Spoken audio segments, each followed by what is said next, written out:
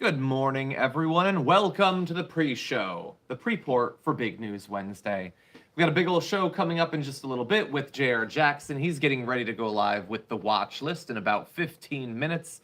And in an hour and 15 minutes, he'll be joining me, and we're going to be talking about a ton. There's some crazy stuff going on when it comes to Russia and Ukraine, possible acts of sabotage, possible acts of human sacrifice coming up. We'll be breaking that down. Matt Gaetz actually being honest for once. That's going to be fun. And, we got to go over some. David Schuster went to a Trump rally and interviewed a bunch of people, and it was absolutely bananas. So we're going to be breaking down a few of those videos, as well as some really fascinating, attempted, very secret updates on the special master situation. Special master calling a couple of different bluffs of the Trump legal team, and also special master kind of calling the bluff of the woman, the judge, Eileen Cannon, who appointed him to the position in the first place. So that's going to be fun. I have not read Legends and Lattes. It sounds delicious. I'm going to open up a thing and look into that. In any event, we got a lot of news to get to, everybody, including a little bit of speculation on this whole Trump lawyer thing. We don't know much for sure, but there's some interesting implications about Trump's future defense in what's going on right now already with his lawyer, and we've got a lot more fun besides. If we got time, we're going to talk about Harry Potter, Star Wars, a whole bunch of fun stuff. Let's start off, though, by hitting the like button, because right now, not even 1/3 of you actually have, and that is just a dagger in my heart. That is a vibro blade right in my valves. And so let's hit the like button, let everybody know that we're live. Let's jump into the updates. We are getting so close to 50,000 COVID cases a day. Again, not to be, like a super downer or anything, but reported cases. Again, I assume with every passing day, the numbers are less and less representative of what's actually going on, but it's the numbers we have, and so that's what we're going to go with.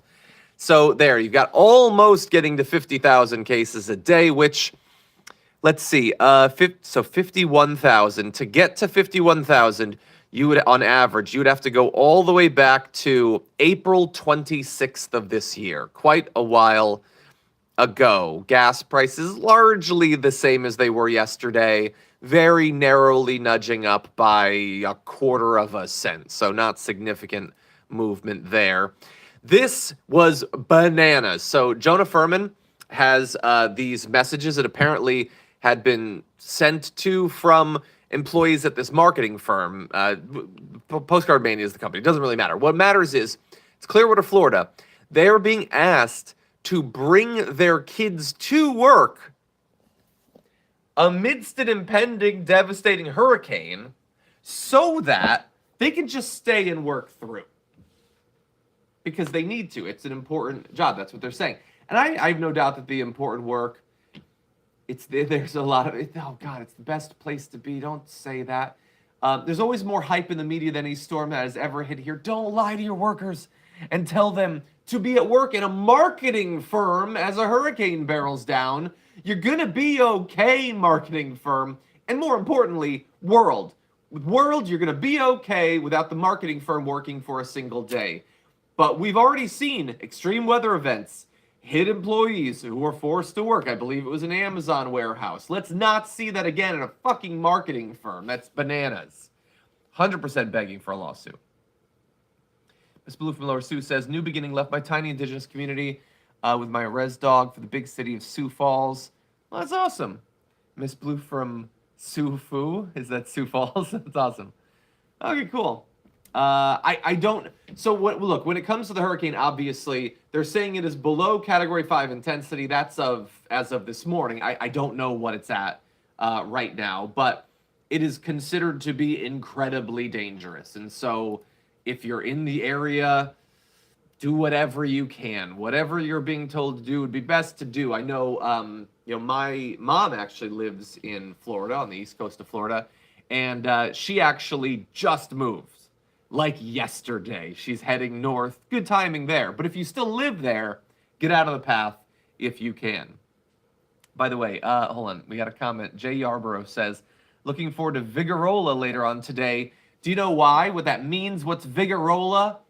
I'm going to be leading the first hour of the Young Turks. Cenk Uygur is out today, as every Wednesday, and Anna Kasparian's on vacation. So do you know who I'm going to be teaming up with? Emma Vigeland. It has been, I can't even tell you how long since we did a show together, and it's going to happen today, so don't miss it. Also, don't miss the awesome coverage of the hurricane coming in. I get my weather news from Fox News Weather, not because it's more accurate or they care more about the science, but because I love some casual smut. What you think you see is all kind of tracks here over Florida. Don't do it. Don't do. Oh. Over here. Don't do. Well, oh, he did it. That's just because. Dude, come on, man. Makes you gotta do that. And then it looks like they're teasing the tip with the little spinning hurricane. You didn't have to do that, buddy. Nasty ass. Anyway, don't draw the second ball. Okay, you draw the first ball. You don't realize what you're doing. Maybe. But there's a moment. You see the line, and you see the ball, and you see the wind pubes. You didn't have to draw the second one, but you did. Brian Norcross. You wanky bastard. Anyway, let's get on to other news. Of course, the hurricane, incredibly serious. Get out of the path if you can, for the love of God. Okay. By the way, I wanted to mention this. I know there's been coverage already on the main show about it, but we were very happy to see that Joe Manchin's attempt to put this, they're calling it permitting reform. Effectively, it's a thing that's going to expedite incredibly risky, incredibly polluting natural gas and oil, various forms of pipelines and things like that. In particular, this one natural gas pipeline that he wanted, that I saw estimates implying that for all of the good that Biden's climate bill will do, and it will do a good amount of good, it's not enough, but a good amount of good, that pipeline I saw would cut 20% out of it, effectively, the net benefit to the climate. Well, it's dead as of now, at least as of this having been, something that might potentially expedite it. That has now been cut out. And honestly, this isn't just objectively good for the climate and the people, who live in it. It's not just good because why undercut your climate bill right after you pass it? But it's also, let's be clear, it's also karma. Because when they fucked over the progressives by pretending that, oh no, these infrastructure bills are going to be hand in hand. Yeah, we got the shitty one, that you guys don't like, but then we'll give you the good one that you guys do like. And then totally you'll agree to it. And then they stab the progressives in the back by disentangling them. Okay, well then when you have your climate bill and you say I'm only going to support it if I also get this thing that's going to devastate the climate, well, fuck you. We're going to cut that out too. And you don't get it, okay? So I like the karma. I like, more importantly, I like that it's not going to do more damage to the environment, but I appreciate some karma too, okay? If it's not clear from the meteorologist Dick, I like some fun in my news. Anyway. Okay, you know what? I don't think that do we have time to talk about Gina Carano? I don't know if we have time to talk about Gina Carano. I don't think that we have time to talk about Gina Carano. I think what we're going to do is we're going to move on now. Hit the like button. We haven't hit 1,000. And I really shouldn't be giving you the headline story so soon. But I'm going to because we have other fun stuff to talk about, but I want to make sure that we get to this. So you might recall Chris Keyes was this apparently good lawyer who had agreed to join Trump's defense not long ago. We only talked about this what feels like a few weeks ago for this investigation of the documents in Mar-a-Lago. And in advance, he secured $3 million, which is a good call. It shows, actually, that he's at least somewhat savvy. He's leaving a high-paid job to do this, gets $3 million, and it's wise because, of course, Trump was almost certainly going to stiff you on the money. So get it in advance. Okay, so now, since that, we've had how many little new nuances and quirks and hearings and all that with Mar-a-Lago? We've had a bunch of it. Where has Chris Keyes been? Seemingly nowhere.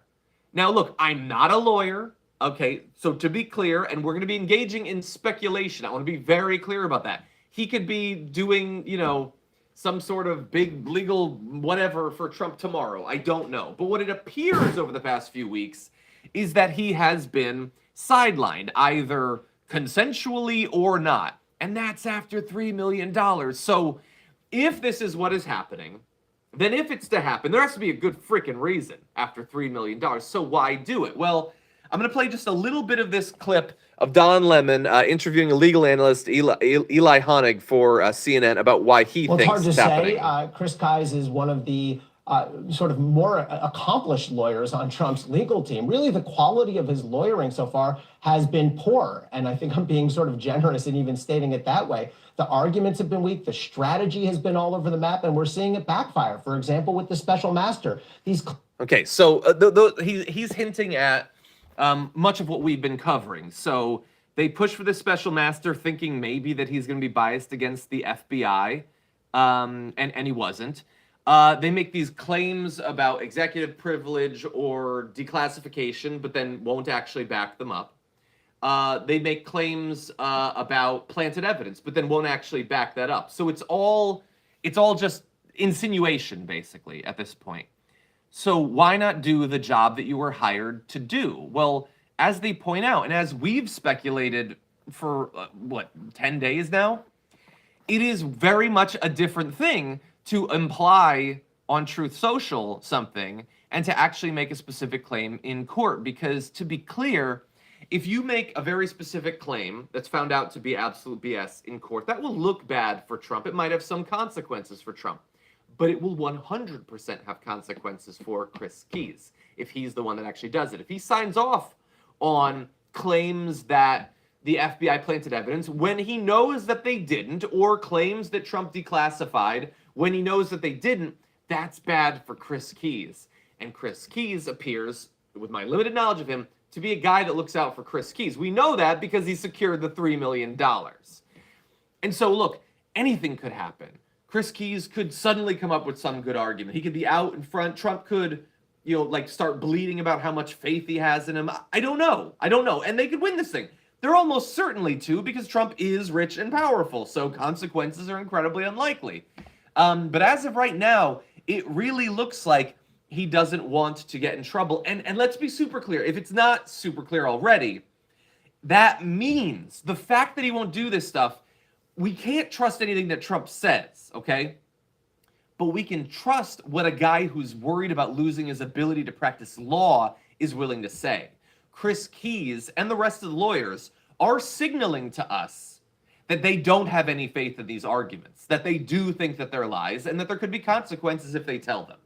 And that, I think, is fascinating going forward. Again, it does not mean that Trump's going to end up in jail or not be able to run or anything like that. Stay tuned, I guess. But it implies that if this thing does go forward, there's not going to be those claims, not made robustly, if there isn't actual evidence of it. So just bear that in mind going forward.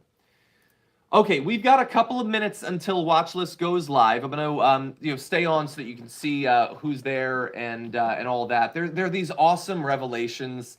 Like everyone else, I despise that people like Maggie Haberman hold on to all of this information. Some of it just that makes people in power look bad. Some of it actually describing like crimes that they've committed and things like that, so that she can maintain access and sell a book. I hate that.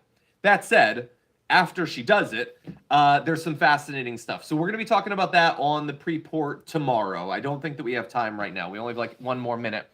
I will let you know, though, that coming up in just a couple of days, the epic finale of my story, The Grind, will be coming out on my Patreon. It is the Peanut Butter Storytime Patreon at patreon.com/John Idarola. There's 6 or 7 stories there. There's a number of podcasts. My friends and I breaking down The Hunt for Red October, which is just this awesome classic that I'd never seen before. We just did that. We talked about The Last Crusade and X-Men, and we've had a lot of fun. So anyway, that's patreon.com/John Idarola if you'd like to get access to both the audio and written content available there. It is not political. Okay, the politics stuff is for the Damage Report and the Young Turks. But if you want some animals going on magical adventures and post-apocalyptic fun and a bit of sci-fi, that's what you want the Patreon for. In any event, he's going to be... You know what? We have a moment. Can I just say that when I saw... Alan Rickman when he died, it hit me very hard. I really like Alan Rickman. He's done a lot of good stuff. There's this diary of his that apparently now details are coming out, and in it he talks about the experience of working with the kids and everything.